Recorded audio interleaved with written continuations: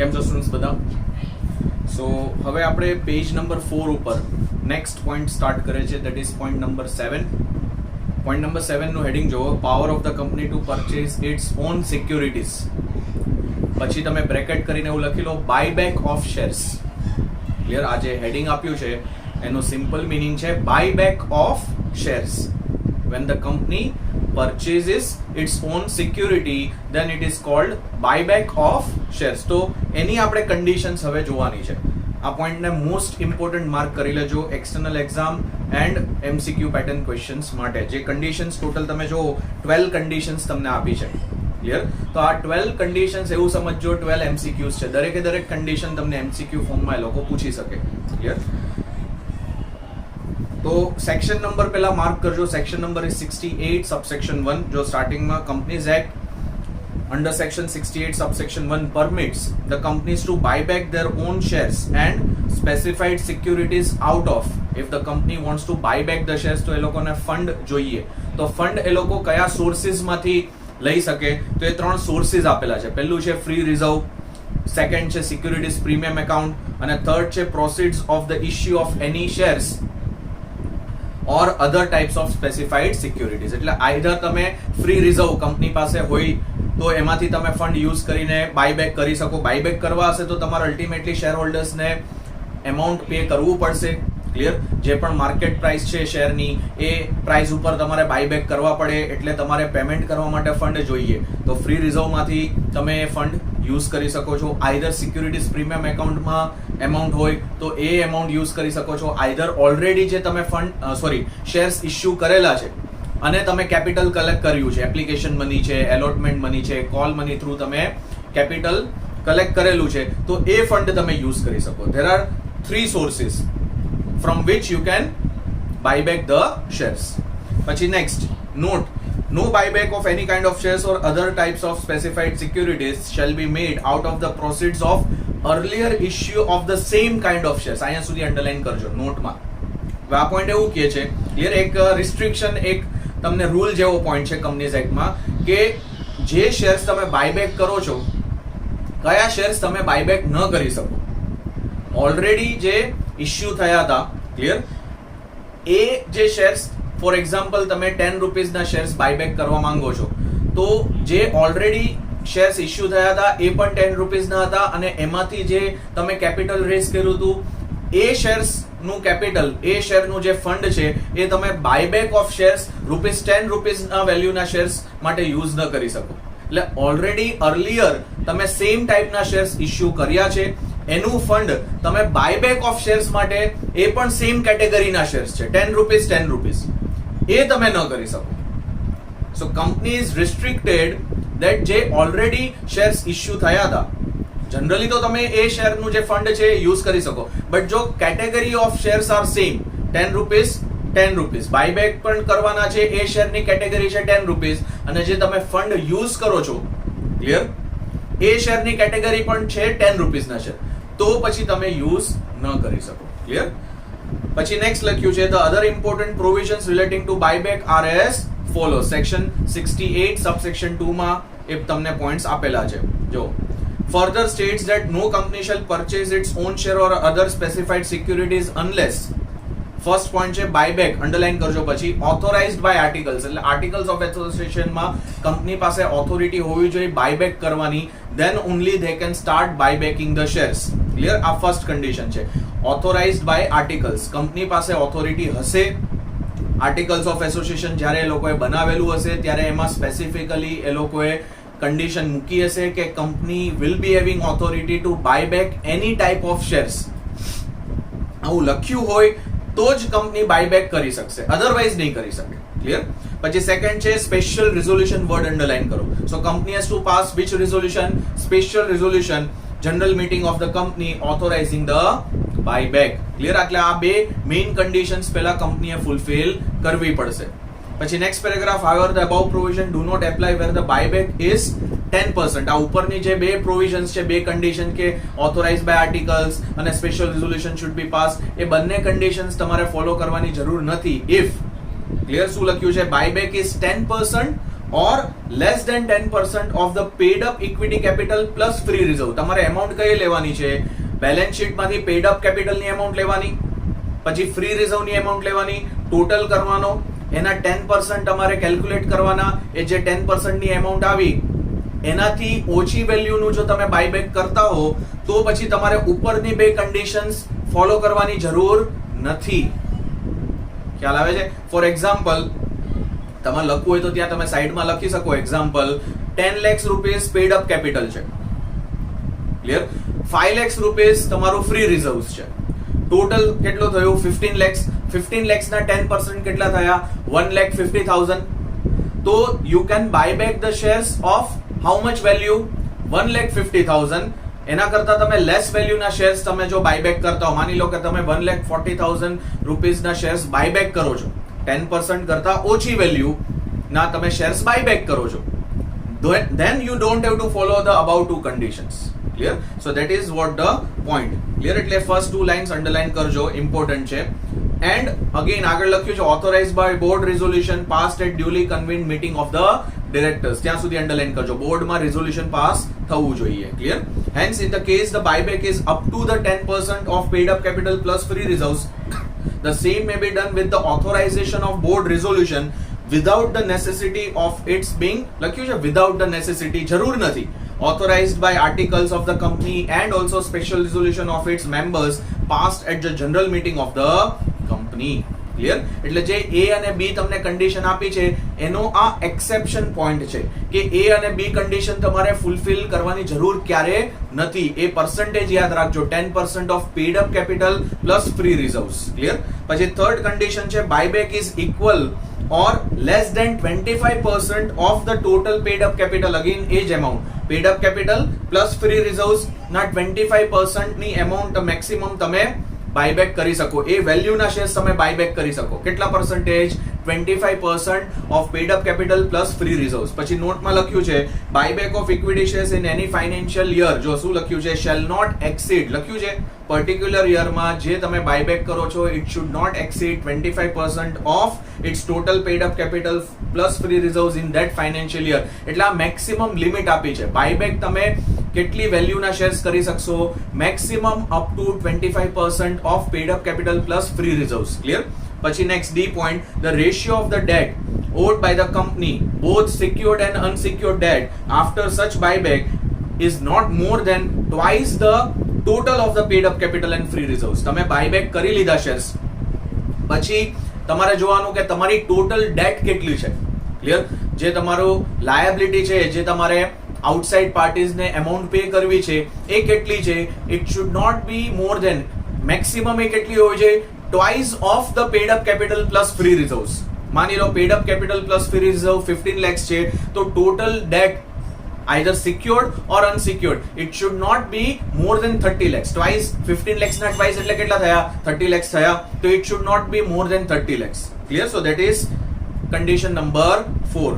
Clear? Next એમાં પણ note છે central government may prescribe a higher ratio of the debt than that specified under this clause. Central government પાસે powers છે, જો એ લોકો ratio higher set કરશે, જે 2:1 નો રેશિયો છે એ રેશિયોને એ લોકોને હાયર સેટ કરવો હોય તો એ રેશિયો હાયર સેટ કરી શકશે. ક્લિયર? પછી નેક્સ્ટ ફિફ્થ છે all the shares or other specified securities, clear, for buyback should be underline કરો. Last word fully paid up. જે પણ શેર્સ તમે બાયબેક કરો છો એ શેર્સ કેવા હોવા જોઈએ? ફુલ્લી પેડ અપ શેર્સ હોવા જોઈએ. ક્લિયર? પછી next the buyback of the shares or other specified securities listed on the recognised stock exchange is in accordance with the regulations made by SEBI. Underline કરો, is in accordance with the regulation made by SEBI. એટલે જે પણ તમે buyback કરો એ compulsory તમારે સેબી એક્ટના provisions, rules and regulations follow કરીને બાયબેક કરવાનું. Next G point છે the buyback in respect of the shares or other specified securities other than those specified in the clause F, જે ઉપરનો પોઈન્ટ હતો, is in accordance with the guidelines as may be prescribed provided that no offer of buyback under this subsection shall be made. Underline કરજો અહીંયાથી, no offer of buyback under this subsection shall be made within a period of 1 year reckoned from the date. 1 year should start from which date? Date of closure of previous offer of buyback. એટલે earlier કંપનીએ buyback કરેલા છે shares તો તમારે 1 વર્ષ સુધી તો weight કરવું પડશે. એટલે વિધિન 1 year તમે 2 વાર બાયબેક ન કરી શકો શેર્સ. માની લો કે મેં લાસ્ટ બાયબેક જે કર્યું હતું એ સપ્ટેમ્બર 2020 માં કરેલું હતું અને મારે ફરીથી એપ્રિલ 2021 માં બાયબેક કરવું છે તો ઇટ ઇઝ નોટ એલાઉડ. શું કામ? તમારે એક વર્ષ વેઇટ કરવું પડે, એટલે નેક્સ્ટ બાયબેક હું સપ્ટેમ્બર 2021 પછી જ કરી શકું. So at least company has to wait for 1 year from the last buyback. Clear? તો એ પોઈન્ટ છે એટલે ઇમ્પોર્ટન્ટ અંડરલાઈન કરજો એ આખી line. 1 year reckoned from the date of closure of previous offer of buyback if any. This means that લખ્યું છે there cannot be more than one buyback in a year. એક વર્ષની અંદર મેં તમને કીધું આગળ કે 2 વાર તમે બાયબેક ન કરી શકો, એક વર્ષ પછી તમારે બાયબેક કરવું હોય તો કરી શકશો. ક્લિયર? પછી પોઈન્ટ નંબર 2, આ ફર્સ્ટ જે પોઈન્ટ હતો સેક્શન 68 સબસેક્શન 2, તમે ઉપર જો એની અંદર તમને આ A to G ના પોઈન્ટ્સ આપેલા હતા. Clear? હવે second point, every buyback shall be completed within how many months? 12 months from the date of passing special resolution. આપણે ઉપર જે કન્ડિશન જોઈ હતી ઓથોરાઇઝડ બાય આર્ટિકલ્સ, પછી સેકન્ડ કન્ડિશન શું હતી? Special resolution should be pass. તો once company is passing special resolution પછી કંપની પાસે કેટલી ટાઈમ લિમિટ છે બાયબેક કરવાની? 12 મંથ્સની ટાઈમ લિમિટ છે. માની લો તમે એપ્રિલ 2021 માં જનરલ મીટિંગ હેલ્ડ કરી અને તમે સ્પેશિયલ રિઝોલ્યુશન પાસ કર્યું તો નેક્સ્ટ એપ્રિલ 2022 સુધી કંપની પાસે ટાઈમ લિમિટ છે કે આ એક વર્ષની અંદર એ લોકોને ગમે ત્યારે બાયબેક કરવું હોય તો કરી શકે. Clear? So that is second point. પછી લખ્યું છે from the date of passing special resolution or the resolution passed by board of directors where the buyback is only up to 10% of the paid up capital plus free reserves. Clear? પછી third point છે the notice of the meeting at which special resolution. આ નોટિસનો point છે કે તમે general meeting held કરો special resolution pass કરવા માટે તો તમારે મીટિંગની નોટિસ શેર હોલ્ડર્સને આપવી પડે. તો નોટિસમાં કન્ટેન્ટ શું હોવું જોઈએ? What does notice include? એનો આ પોઈન્ટ્સ આપેલા છે નીચે. Clear? So notice of the meeting at which special resolution is proposed to be passed shall be accompanied by the explanatory statement. and notice જોડે તમે એક explanatory statement attach કરવાનું આવે અને explanatory statement માં શું કન્ટેન્ટ લખવાનું એ લખ્યું છે. જો ફર્સ્ટ છે full and complete disclosure of all the material facts. Buyback related જે પણ ઇમ્પોર્ટન્ટ ડિટેલ્સ તમારે શેરહોલ્ડર્સ ને આપવાની છે તો એ નોટિસ જોડે એક્સપ્લેનેટરી સ્ટેટમેન્ટમાં આપવાની. That is first content. પછી સેકન્ડ છે નેસેસિટી શું છે બાયબેક કરવાની, રીઝન તમારે આપવું પડે. નેસેસિટી એટલે reason company has to provide why they want to buyback. પછી થર્ડ છે ક્લાસ ઓફ ધ સિક્યુરિટીઝ. એ લોકોને કઈ ટાઈપના જે શેર્સ છે, કઈ કેટેગરીના શેર્સ છે જે એ લોકોને બાયબેક કરવા છે. 10 રૂપીસના શેર બાયબેક કરવા છે, 50 રૂપીસના કરવા છે, 100, કઈ કેટેગરીના શેર્સ એ લોકોને બાયબેક કરવા છે. પછી ફોર્થ છે એમાઉન્ટ ટુ બી ઇન્વેસ્ટેડ. ક્લિયર? બાયબેક માટે કેટલું એમાઉન્ટ એ લોકોને રિક્વાયર થશે, કેટલું એ લોકોને ઇન્વેસ્ટમેન્ટ કરવું પડશે. એન્ડ લાસ્ટ છે ટાઈમ લિમિટ ફોર કમ્પ્લીશન. કેટલી ટાઈમ લિમિટ છે કંપની પાસે to complete the buyback? Generally 12 મંથ્સની ટાઈમ લિમિટ જે આપણે ઉપર પોઈન્ટ જોયો. ક્લિયર? તો આ બધા પોઈન્ટ્સ તમારે એક્સપ્લેનેટરી સ્ટેટમેન્ટમાં લખવાના અને એક્સપ્લેનેટરી સ્ટેટમેન્ટ કોની જોડે એટેચ થવું જોઈએ? નોટિસ ઓફ ધ મીટિંગ જોડે. ક્લિયર? એટલે શેર હોલ્ડર્સ મીટિંગમાં આવે એની પહેલા એ લોકો પાસે બધી બેઝિક ડિટેલ્સ હશે કે ભાઈ મીટિંગમાં સ્પેશિયલ રિઝોલ્યુશન પાસ કરવાનું છે રિલેટેડ ટુ બાયબેક અને બાયબેક રિલેટેડ આ બધી ડિટેલ્સ છે એ લોકોને પહેલેથી ખબર હોવી જોઈએ. Clear? That is third point. પછી ફોર્થ પોઈન્ટ છે બાયબેક મે બી તમે બાયબેક કરો તો કયા બેસિસ ઉપર? પહેલું છે either you can buyback from existing security holder એટલે તમારા શેર હોલ્ડર્સ, તમે એમની પાસેથી બાયબેક કરી શકો, એમના શેર્સ તમે પરચેસ કરી શકો. ઓર સેકન્ડ છે ડાયરેક્ટલી ઓપન માર્કેટમાંથી. ક્લિયર? કંપની ડાયરેક્ટલી શેર માર્કેટમાંથી પણ બાયબેક કરી શકે. તમે શેર હોલ્ડર્સને 1 to 1 તમે ન કહો કે ભાઈ અમે બાયબેક કરશું તમારા શેર્સ, તમે ડાયરેક્ટલી ઓપન માર્કેટ એટલે શેર માર્કેટમાંથી બાયબેક કરો. Or number third, by purchasing the securities issued to the employees. આપણે લાસ્ટ સેશનમાં સ્વીટ ઇક્વિટી શેર્સ નો જે પોઈન્ટ લર્ન કર્યો તો લાસ્ટ પોઈન્ટ એ જ હતો સ્વીટ ઇક્વિટી શેર્સ. તો એને કહેવાય shares issue two the employees. તો એ લોકોના શેર્સ પણ તમે બાયબેક કરી શકશો. તો you can do buyback from any of these three areas, either from your shareholders, either from your open market or either from the employees. Clear?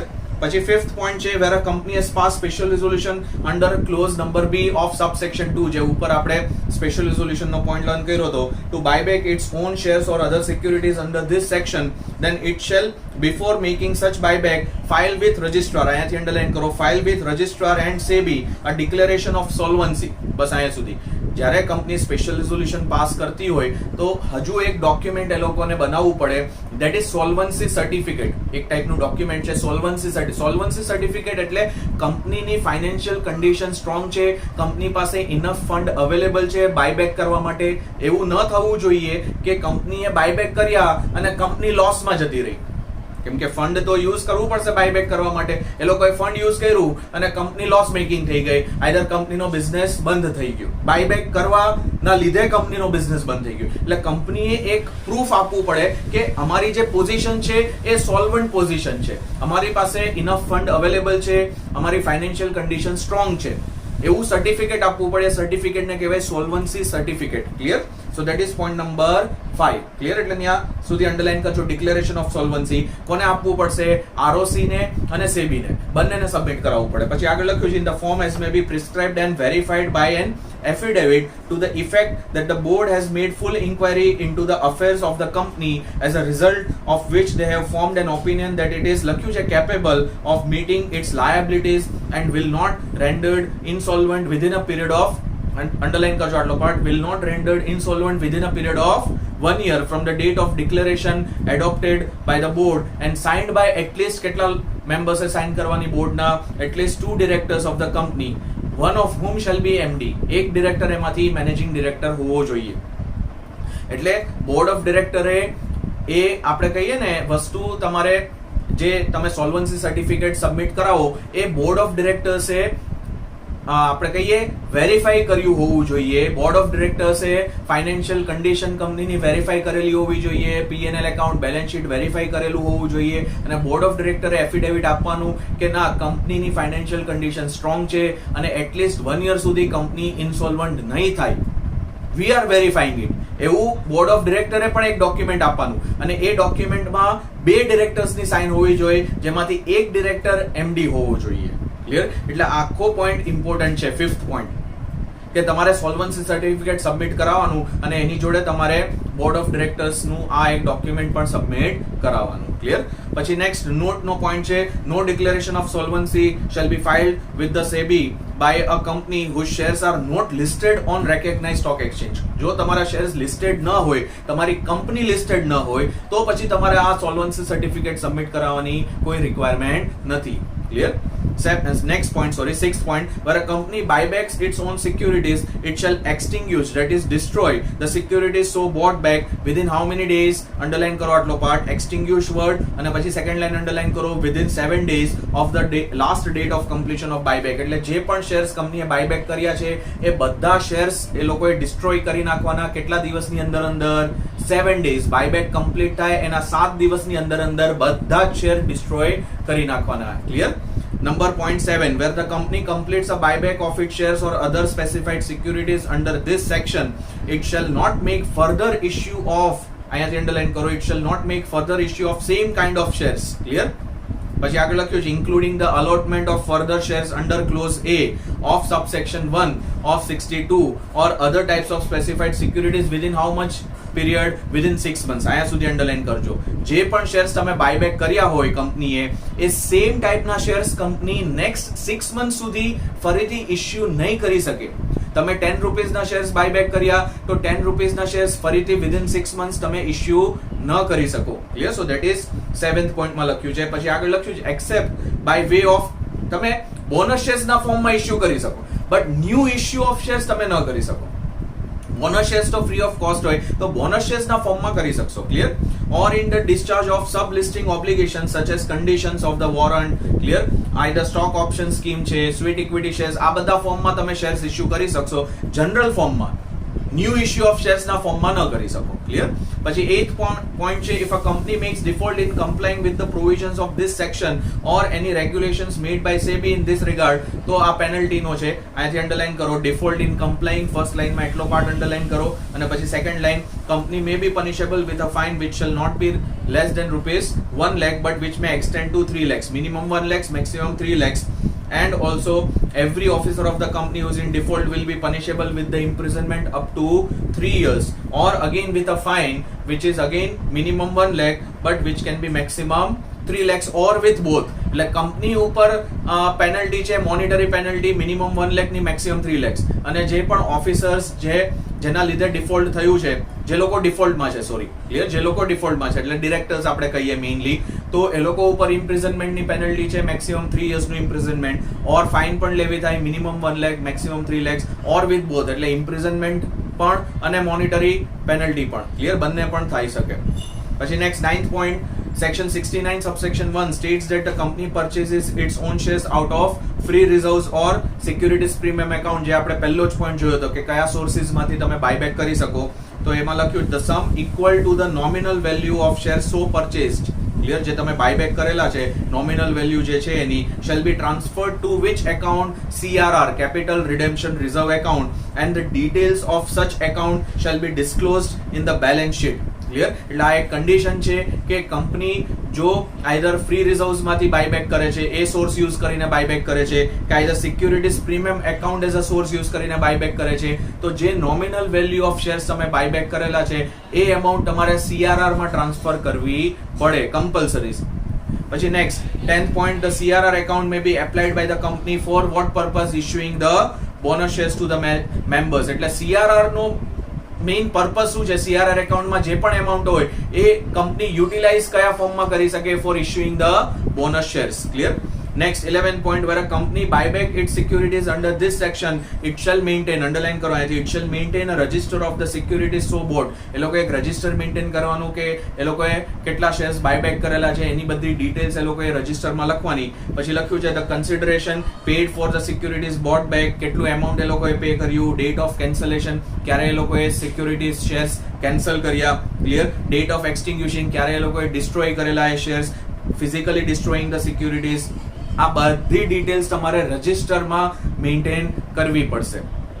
Company buyback કરે એટલે એ લોકો એક રજિસ્ટર બનાવવું પડે. ક્લિયર? પછી નેક્સ્ટ લાસ્ટ કન્ડિશન છે 12, a company shall after the completion of buyback under this section file with registrar and SEBI a return. એ લોકો એક રિટર્ન સબમિટ કરાવવું પડે. ક્લિયર? ROC અને SEBI માં એક રિટર્ન સબમિટ કરાવવું પડે બાયબેક કરી લે પછી. Return containing such particulars relating to buyback within how many days? 30 days of such completion. Buyback થઈ ગયું એના 30 ડેઝની અંદર કમ્પલસરી એ લોકો એક રિટર્ન સબમિટ કરાવવાનું ROC ને અને SEBI ને. ક્લિયર?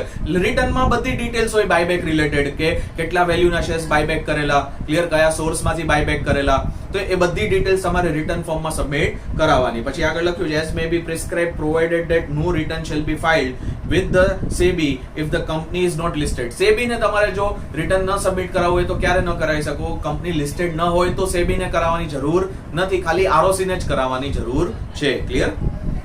તો આ લાસ્ટ કન્ડિશન હતી. ટોટલ 12 કન્ડિશન્સ તમારે બાયબેક ઓફ શેર્સ માટે ફોલો કરવી પડે છે. પછી નીચે જે પોઈન્ટ છે સમ ઇમ્પોર્ટન્ટ ટર્મ્સ, એ એક્સ્ટ્રા પોઈન્ટ છે, તમે કેન્સલ કરી નાખો. એકવાર તમારે જાતે ગો થ્રુ કરવું હોય તો કરી શકો. ઇમ્પોર્ટન્ટ ટર્મ્સ એટલે એમાં મીનિંગ આપેલા છે. ક્લિયર? એ તમને MCQ પેટર્નમાં નથી પૂછતા, કન્ડિશન્સ જ પૂછે છે. Clear? So you can cancel it out. એટલે અહીંયા સુધી રાખીએ છીએ. 7th પોઈન્ટ આપણો આખો કમ્પ્લીટ થયો. નેક્સ્ટ સેશનથી આપણે calls paid in advance 8 point start કરશું. ચલો મળીએ નેક્સ્ટ સેશનમાં. આવજો બધા, સાચવજો.